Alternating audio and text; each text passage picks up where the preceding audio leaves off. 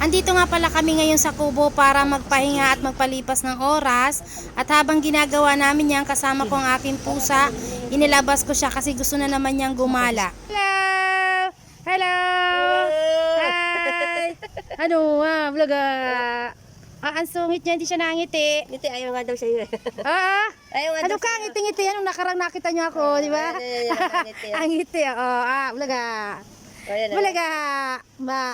Hello! Hi! Hello! Tuwan-tuwa ka? Kinukurot? Kinukurot ka ba? Ha? Kinukurot ikaw? Oh. Kala mo dala-dala ko. Ano? Ay, ka-cute ba ito? Ano? Hello po! Gala-gala! Bali nga po pala, katatapos lang ng ating New Year pero January ngayon, makikita at mapapansin nyo naman ang panahon. Hindi talaga siya masyadong malamig. Summer na summer dito sa Cavite. At syempre, ramdam na ramdam nyo dito ang init. Kaya pagka ganitong oras, isinasara ko muna ang aming tindahan. At dito sa Kubo, nagpapalipas kami ng oras kasi medyo may hangin naman ng konti kahit paano. Pero nung nakaraang araw, talagang walang kahangin-hangin. Kahit dito sa aming Kubo, napakainit. Lalo na dun sa harap ng aming tindahan. Kaya kami pagka bandang hapon, isinasara muna namin para lang dito magpalipas ng oras. Kasi sobrang init po talaga ng panahon ngayon. Pero inyo January, pero kakaibang panahon. Imbis na malamig tayo ngayon, baligtad na po. Climate change na po talaga tayo ngayon mga ka-tsa. Po tayo katulad ng mga nakaraang taon na sobrang lamig. Pero ngayon po talaga kakaiba na. Sabi nga sa balita, magkakaroon na tayo ng climate change. Kaya hindi na natin mararanasan yung sobrang lamig. Hindi ko lang po alam sa lugar nyo kung malamig. Pero dito po sa Cavite, talaga po dito'y summer na. At idineklara na po yan ng Pag-asa na summer na dito. Hindi na natin ganun mararamdaman yung sobrang lamig. Pagka ganitong hapon, masarap magtambay dito sa amin. Fast forward nga po pala tayo. Eto na naman kami sa Kubo. Panibagong araw na naman po at dito na naman namin naisipang kumain ng tanghalian. Niluto ko na po ito sa bahay pero dinala lang namin dito sa Kubo dahil maglilinis nga kami ngayong araw dito kasi sobrang dumi na at marami ng kalat dun sa likuran namin. Bali magsusunog lang po kami ng mga damo dito para maiwasan naman natin ang lamok. At swak naman po talaga ang panahon ngayon dahil masarap pong sunog ng mga basura ngayon dahil sobrang init at wala nga po kaming nararanasan kahit na anong ulan. Hindi po nung nakaraang taon na medyo may paambon-ambon. Kaya ang ambon po ngayon nakakatakot din. Maaari kang magkasakit, maaari kang magkasipon at kagagaling ko lang nga po niyan sa trangkaso. Karaang buwan nga, December 25, nakaranas na ako. Kinabukasan, nag-ubo na po ako niya, nilagnat na ako gawa sa pabago-bagong panahon. Buti na nga lang mga katsang bago sumapit yung New Year's natin o magpalit ng taon, gumaling na ako. Medyo may kunti nga lang tayong ubo pero hindi na po tayo nilalagnat yan. Kaya nitong mga nakaraan naisipan na namin pumunta dito sa Kubo para maglinis-linis. Gawa ng sasapit naman ang New Year ay napakadumi naman po dito. Pagka ganito nga mga katsang may free time kami ni boss, pumupunta kami dito sa Kubo. Minsan dito na po kami nagpapalipas ng tanghalian. Bali niluluto ko na lang yan sa bahay para wala na pong hassle kasi wala naman pong lutuan dito sa amin. Hindi pa po kasi namin ito napapagawa para maging bahay.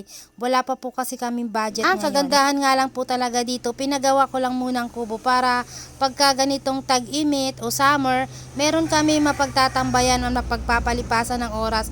Minsan nga dito kami natutulog pag tanghali kasi sa harap highway po doon, sobrang init po talaga yung singaw ng init ng araw, lalo na dun sa semento, hindi po kakayanin. At minsan nga mga katsang, yung electric pa namin sumusuko na talaga dun sa bahay dahil sa sobrang init at ang baba rin ng bubong.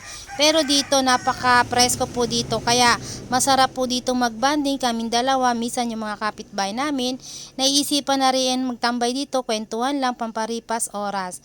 At ito mga katsang, ang aming pagkain ngayong araw, meron kaming lumpiang Shanghai. Nakaraang New Year pa yan, talagang natira pa. Dinala lang namin dito sa Kubo para dito kainin. At nang matapos nga po kaming kumain, naisipan ko na muna magwalis dito sa sahig namin kasi sobrang dumi at maraming alikabok. Pagkatapos niyan, sa labas naman, siguradong lilinisin ko rin yung mga dahon ng saging. Akin namang tatanggalin, lalo na yung mga tuyo. Ganito nga mga Mars, kapag may free time kami, andito kami sa Kubo para maglinis. Ayusin naman namin kasi medyo dugyot na ang lugar. At minsan kasi kung hindi mo bibisitahin, sigurado ang mga kapitbahay mo, kahit may bakod na, pinapasok pa yan nila. May pagkakataon kasi mga Mars, hindi rin naman ako nakakapunta dito sa Kubo kapag may free time lang kami ni boss. Gawa po alam nyo na may tindahan, mas priority pa rin namin ang hanap buhay. At tulad nga ngayong araw nagkaroon kami ng oras, ayan, pumunta kami dito na kami nananghalian. At syempre, binisita namin to kasi balak na namin tong lagyan ng bakod para nga naman hindi na kung sino-sino ang pumasok. Iba kasi nalagyan nila ng motor sa harapan, minsan yung lupa na dadasik, na lambot. Pag nagtag-ulan, binabaho po kasi dito kaya kailangan na namin tong pabakuran. At sa wakas Mars, malapit na akong matapos sa pagwalis. Medyo magabok nga lang talaga kaya kailangan ko dito may face mask. At napansin nyo naman, kahit paano, naaliwalas naman dito, luminis ang sahig. Hindi katulad dati, napaka-alikabok. Pero ngayon, pinaspasan ko pati mga alikabok dito sa lamesa. At napakaganda ng pagmasan. Ayan, si boss, naglalagari siya kasi balak nga namin bakuran ng kawayan yung harapan. At dito sa pinakaharapan, meron kaming tanim ng saging, makita nyo yung mga tuyo. Yan, tatanggalin ko yan para mas maganda naman at mas maaliwala sa ating paligid kasi nakakadilim din ito kapag marami dito mga tuyong saging. Ay, ayan nga, kailangan maglinis para naman mas maganda ang paligid at mas maganda para hindi tayo malamukin.